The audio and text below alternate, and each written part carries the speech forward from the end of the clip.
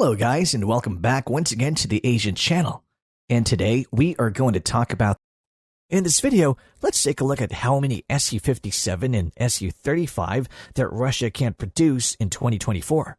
But first, according to the latest news, the United Aircraft Corporation, or UAC, announced that the Russian Aerospace Force has received two new additional 4++ generation SU-35.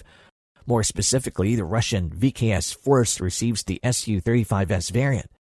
This is the second batch of SU-35 delivered to them for this year alone. UAC didn't specifically admitted how many was delivered, but based on the photo released, we could see at least two new SU-35S were delivered, and their serial numbers were intentionally blurred. The two aircrafts were produced from the Komsomolsk-on-Amur aviation plant in the Russian Far Eastern region. The plant is also responsible for the production of the SU-57 stealth fighter aircraft. To answer the question earlier, UAC seems capable of producing 12 to 16 SU-57 annually since 2023. And based on current estimate, they could ramp it up to 16 to 20 aircrafts this year.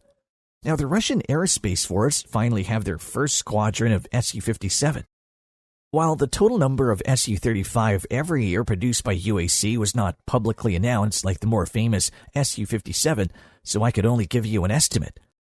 Based on satellite image I could find at the Komsomolsk-on-Amur aviation assembly plant, they could potentially produce 30 to 35 aircrafts every year. The latest image was on October 2023, when they have around 29 finished SU-35 parked at the hangars outside.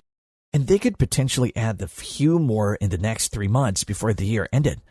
The only thing that was admitted by UAC is that they plan to stop production of SU-35 5 years from now, and the plant would focus on producing more SU-57 in the future to meet the Russian Air Force requirements.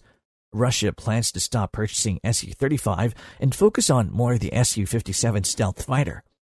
If ever an SU-35 would be produced, it would be intended only to fulfill an export order.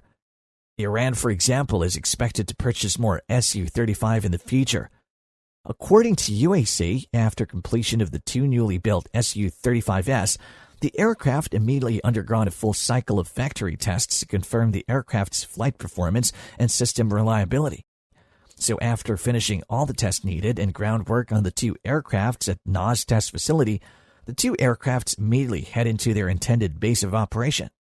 Russia receives the first batch of SU-35 earlier this year, and they also received new batch of the fighter-bomber SU-34 fullback this year.